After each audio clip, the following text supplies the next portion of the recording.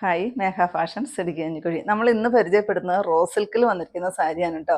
നല്ല ഭംഗിയാണ് കാണാനായിട്ട്. ബോർഡർ വർക്കും സ്കാലപ്പും അതുപോലെ തന്നെ ബൂട്ട വർക്കും എല്ലാം വരുന്നൊരു സാരിയാണ്.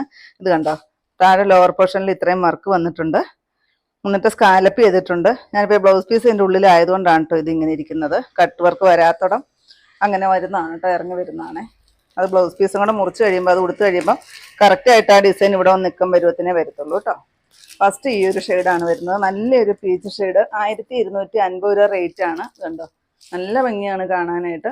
എംബ്രോയ്ഡറി വർക്കും അതുപോലെ തന്നെ സ്കാലപ്പും ചെയ്തിട്ടാണ് വന്നിരിക്കുന്നത്. ബ്ലൗസ് പീസിൻ്റെ സ്ലീവിലും ഈ ഒരു ഡിസൈൻ വരുന്നുണ്ട് കേട്ടോ. Next lavender shade.